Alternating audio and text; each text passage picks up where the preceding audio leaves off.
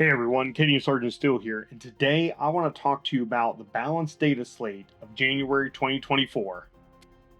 Okay, so I just want to make a quick video to discuss the changes from the January 2024 balanced data slate and the Field Munitorum manual that impact the Astra Militarum. First change, going to be real quick, Manticores went up to 180 points. That is literally the only points change for the Astra Militarum. Nothing else went up or down. And you know what? Fair.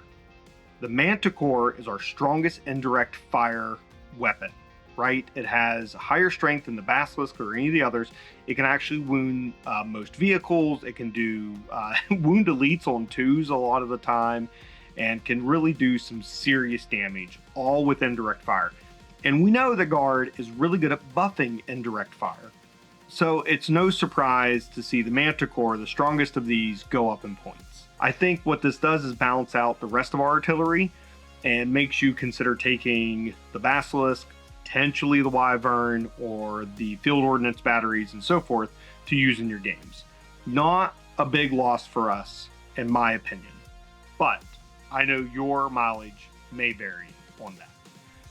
So let's actually get to what I'm excited about though, and that is the one change they've made to the Astra Militarum rules since the beginning of 10th edition.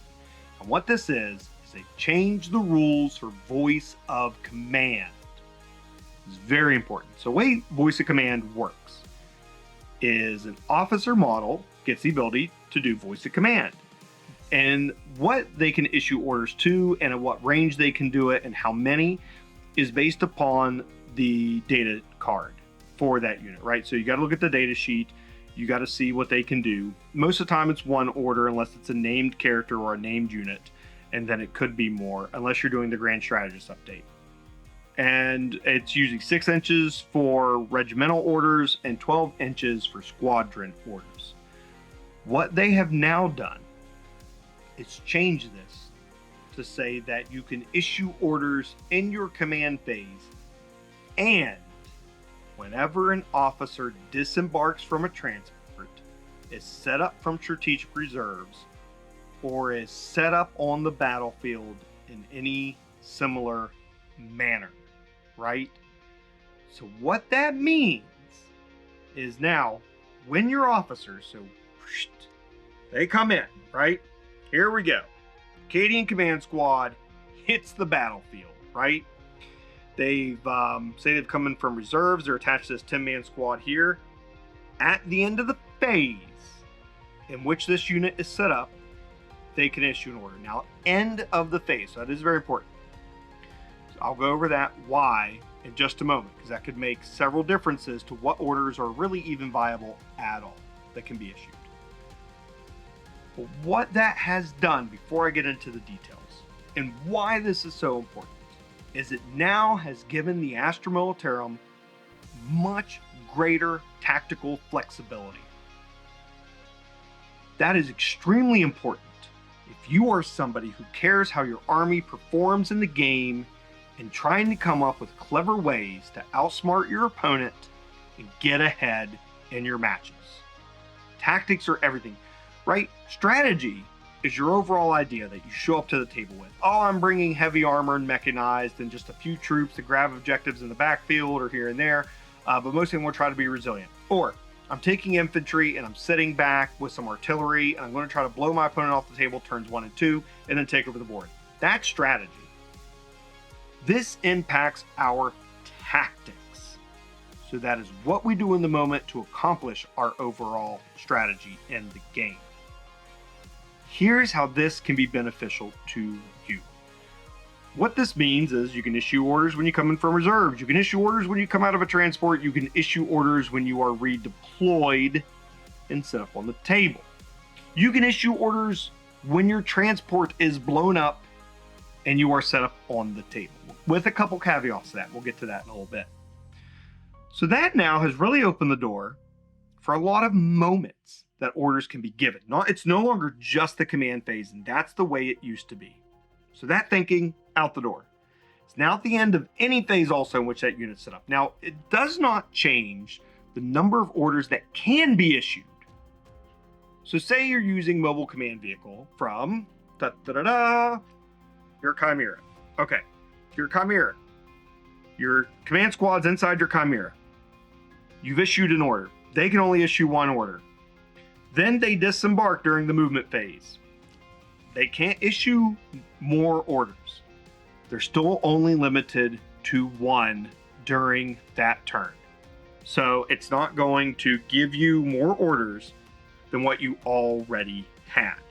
So this really comes into play when you have orders left to give.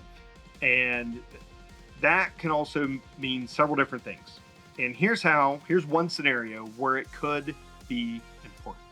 It's your movement phase, and you want to capture a key objective, all right? You have a 10-man squad inside of a Chimera, and attached to them, is a Commissar. Nearby, you have advanced another unit to try to get onto an objective. But you rolled low and you didn't quite make it there. Say it was the Scions here. Okay, they've tried, right? They advanced over here. They're like, we're going to capture the objective. We're going to win the day. And they don't quite make it, and you only have a couple models with objective control within range of the objective, and you don't take it from your opponent. You don't think you'll be able to shoot them off the objective or whatever else, right? You need a guarantee. Okay, fine. Your Commissar has not issued an order yet. So, you disembark the unit.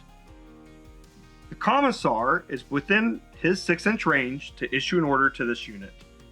And now, he's just given them +1 objective control to capture that objective. So here's where, during your movement phase, you could choose to disembark a unit you might not do in order to issue that order. Because say the Chimera is actually out of that 6-inch range. So you need to disembark the troops, and that's a 9-inch bubble, right? Because they can disembark 3, move 6. So I put your Commissar 9 inches away, and then he can issue order to the unit that tried to advance to get on the objective, give them that little extra OC. Now, it's unlikely it's actually going to be these two units here, like this, but you get the point.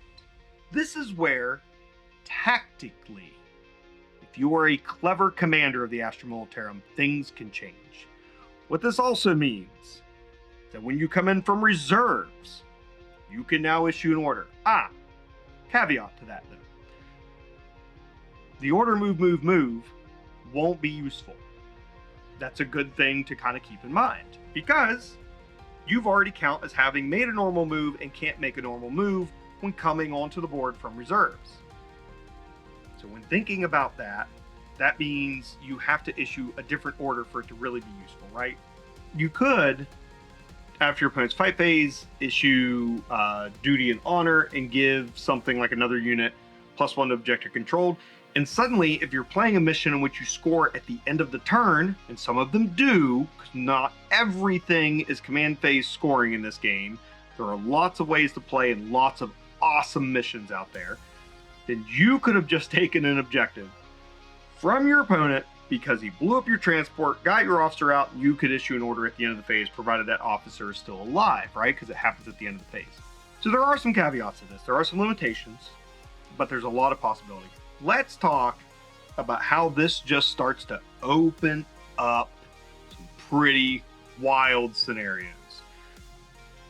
I think the one that can't be ignored in the room are the Scions. Now, every single Scion list is viable. All of them. Whether you put them into a Valkyrie, whether you put them into a Taurox, whether you deep strike them, whether you bring them in from reserves, it doesn't matter. They can get orders now.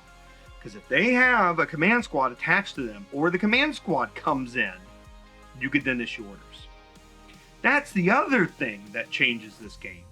Say you're out of position to get an order. You could disembark a command squad from a vehicle or bring them in from reserves, and then you get to issue orders for units that were initially maybe out of range to receive those orders. That's huge. That tactically is what I mean. This isn't going to make the Astra Militarum the most broken army in the game, but tactically, it just opened so many doors for us. So many possibilities that we probably had not considered before. And so with Scions, every way to play them now works. I couldn't imagine anything better for them. So if you have 1,000, 2,000 points of Scions, Tempesta Scions, go for it. They're ready again. They're ready to actually work and play, and it's going to be a lot of fun. That's the other point I want to make, is this doesn't just impact officers and infantry. That's what everyone's saying. Oh, but the 45 points for the Castellan and the 65 points for the command squads, and oh, it's so expensive. This rule change is not about just them. The Valkyrie is now more viable. The Chimera. The Hades breaching drill. I mean, the Crassus armored transport. All caps, by the way. Right? Oh, no. Let's not forget. Oh, the freaking Stormlord. Right? Look at this. All of these transports just became more valuable. They all just became more flexible. And now the big issue we had is resolved. And that was, if you put a troop unit inside of a transport and then you got it out, you just lost a bunch of your synergy. Because they disembark in the movement phase, and you couldn't give them orders. But if they have officers with them, or officers nearby in another transport that also gets out, that officer can issue orders at the end of that movement phase. There we go. Transports for the Guard are fixed. Now, they already served a role. Remember, they're here to move our units quickly. They're here to keep them alive. And I think they did that. But now they function the way they probably should have been since the beginning of 10th edition. And that is very exciting. So please keep that in mind. Now, they made another change that doesn't have to do with voice of command. I want to come back to more voice of command stuff in just a moment. But let's talk about another change they made. The other change is that you can now disembark units from a transport that comes in from reserves. AKA, when your Valkyrie comes in, when your Hades breaching drill, well, you already did that. When your Chimera comes in, when your Crassus comes in, you can now disembark the models. The rule is just the models that disembark from the transport that comes in from reserves counts as already having made a normal move, even though they didn't make a normal move and can't trigger the stuff for normal move. It's another update they've made in case you have a stratagem that does that. But they also can't be within 9 inches of enemy units. Okay, fair, right? So in other words, you can set them up, but they just can't break the rules of strategic reserves. That basically means now all other reserves acts like the Hades breaching drill already did. That's really awesome. By the way, if you don't know, the Hades breaching drill is just amazing in terms of like how cool it is, because you can just attach an infantry squad to it. It could be a 25-man squad with a 5-man command squad, with a Castellan, with attachés, and with a bodyguard. And then they just pop in with this thing. Anyhow. So that's a great way to bring your reserves in, but you got to be more than 9 inches from your opponent when you set up. You have a big bubble around this to set your units up in. I can't remember exactly what it is off my head right now, but it's like 6 or 9 inches. It's ludicrously big, but you just got to stay more 9 inches from enemy models. So transports are now fixed. They work, they function for the Astra Militarum, and that is very exciting. So that also means a couple cheeky things you could do. You could, let's get the Crassus off the table. God, it takes up a lot of the frame. Let's get the Valkyrie off the table. All right. And you know what? We'll go ahead and we'll move the Hades breaching drill out. Let's talk about the Chimera here. All right. We got a humble Chimera. We got Kazarkin inside. You might want to do this so you can get scout on this, but you don't want to attach an officer to him. Okay. Right. Let's pretend this is another Chimera. Kazarkin disembark from the Chimera. They've lost the ability to issue themselves an order because the way the rules are written, they can't issue themselves an order while they're inside of a transport. So that's a bummer. They can do it while they're in reserves. They can do it while they're sitting on the table because that's their unit ability, right? Elite warriors. Go watch my video if you haven't yet on my unit review for them, but they can't issue themselves an order while they're inside the vehicle. So they disembark, then, right, that's movement phase. Then from another nearby Chimera, you disembark, say, a Castellan or command squad or something else, and they're within the order range, especially because of Master Vox. At the end of that movement phase, they can now issue orders to the Kazarkan. Take aim. They popped out of a transport. They now hit on 2s. That's so good. That's so good. You can keep your Kazarkan safe and give them the best order they can get, right? That +1 to hit, so they hit on 2s with their melta-guns and their plasma and their hot shot volleys and their grenade launchers. It's so good. Or say you brought all hot shot las guns, they hop out, first rank fire, second rank fire, just a ton of hot shot las going into your opponent. Because you're able now to now disembark and issue orders. This is the kind of stuff this is there's so many combos this is gonna open up. Hey everyone, just wanna take a quick moment in this video to talk about Squad Mark's clear acrylic movement trays. If you're looking for something to put your troops on to help move them around the battlefield quickly or bring them in from reserves and stack them down as soon as you can, bam, I recommend these. Why? They're clear, they have magnetic little discs on them, and so if you magnetize your models the way I do, you can quickly snap them down, take your squad guys off as they get killed, and then snap them back on when you go to put them away when you move on to your next game. So this way, the clear nature of the movement trays, they don't take away from the battlefield that you're on. You can see this table war mat I have here, clear movement trays on it. Highly recommend it, especially if you're playing Guard or other Horde armies. They're really something that you should look into getting. And with magnetizing army transports becoming more and more popular every year, I think this is the way to go with our movement trays as well. Your models won't easily fall off, they won't fall out, right? Look at that. Great to use, and if you use the discount code, Cadian Sergeant, when you go to Squad Marks, you can get 10% off your movement trays. 10% off your movement trays, and you're supporting the channel by doing so. So please, I highly recommend this product. It's something I can't talk about enough. I have, I think, 10 of them myself, and use them every time I go and play. So check them out and get yours today. Let's talk about another one that's pretty wild. A unit that everybody already loved. And forgive me, but I'm going to show a unit here I've not finished painting yet, but it's too important not to talk about, and I always show off my own models. Gaunts Ghosts. All right, so we got Gaunts Ghosts here, okay? They can issue 2 orders. What they can also do is at the end of your opponent's turn, if they are not within engagement range, you take them off the table and you basically infiltrate them back on during your turn. Now, typically, because you do this, it's not during the command phase and they can't issue any orders. Womp womp, that's not any fun. Guess what? Now you issue orders at the end of a phase in which they were set up. So that means Gaunts Ghosts are now the most tactically flexible unit in all of the Astra Militarum.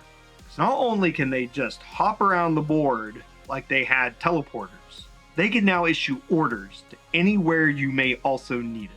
They can capture objectives, they can get your infantry shooting better, they can get your infantry better saves, they can order themselves to get better saves or better shots, right? Because they get 2 orders. But now Gaunts Ghosts are way more flexible and are going to do way more for our armies. This is the kind of cool stuff that's going to happen. This is the kind of amazing things going on with a Master Vox, with your Castellans, and being able to issue orders 24 inches with a Master Vox, multiple orders. You could just do a whole lot more with your army every phase. And you can change what you're doing based upon what's happening in the moment on the battlefield.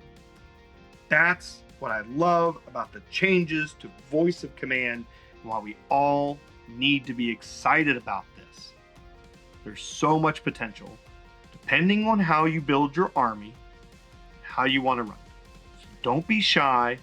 There could be so many things that I haven't even mentioned here that could be possible, right? So many other things that you could do. So keep thinking about it. Think about different ways you might want to build lists or use transports now or reserves, and bring models in and set them up, because this could get really cool really fast. All right, I also want to cover one other thing, or two more things that got clarified. One is that it did say that if a unit was battle shocked and then destroyed, it still counts as having remained battle shocked. So that means you can't use reinforcement stratagems on a squad that was battle shocked before it was destroyed. I'll be honest with you, I was already playing it this way, and almost every guard player I knew was playing it that way. But it wasn't exactly clear, so I see where other people had interpreted it differently.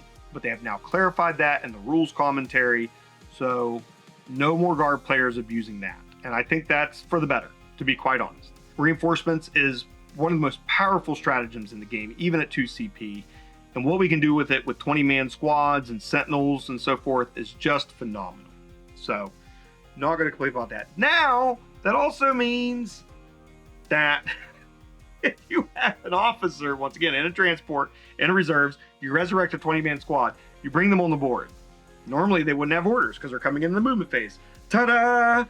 You might have an opportunity to now give them orders. Oh, you've redeployed Gaunts Ghosts during the same movement phase that you've brought back in your 20-man blob. I'll just give them orders. Or do it to your scout sentinels, okay? Or your armored sentinels that you've also resurrected. Because remember, they have regiment keyword, redeploy Gaunts Ghosts, bring them in next to your reinforced sentinels, and now your armored sentinels are hitting on 3, re-rolling 1s with your scout sentinels, doing your daring recon ability. This is what I'm talking about. The amount of tactical flexibility has drastically shifted. It's not going to make us the most powerful army in the game, but it's going to give you, as the commander of your army, a lot more options to be a great commander of your army. That's what you got to remember.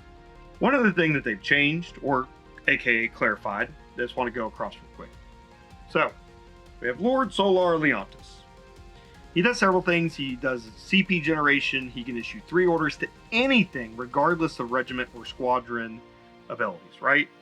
So he is our best order unit. But he just got a little bit better, and there's a cool combo that you might want to think about now, and it wasn't what you were expecting.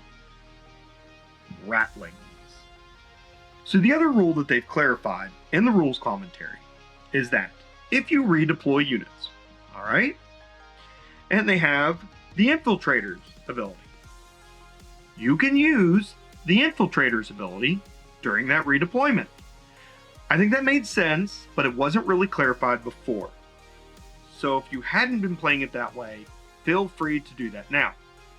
So in other words, you have Lord Solar on the battlefield, and you have Gaunts Ghosts and Ratlings. You choose to redeploy Gaunts Ghosts and the Ratlings, and you can redeploy them using their Infiltrators ability.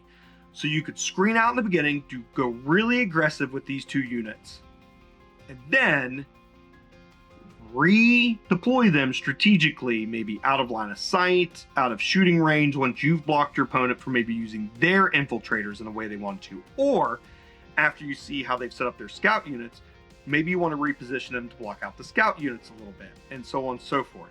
So it just gave you a lot better ways to do board control with that rules commentary clarification. So something I just wanted you to note and keep in mind, to be a more tactically focused and also flexible commander of your Astra Militarum regiment. So very important. I could go into probably 100 scenarios about orders and about some of these changes, but these are the ones for the Astra Militarum for January 2024. These were the most important ones. If I've missed something significant, other than you all complaining about the Manticore, let me know. I think another thing to keep in mind, in case you're very worried that we didn't get any points decreases, I was hoping for some too. We didn't get them. But a good thing to note is a lot of the armies got points increases.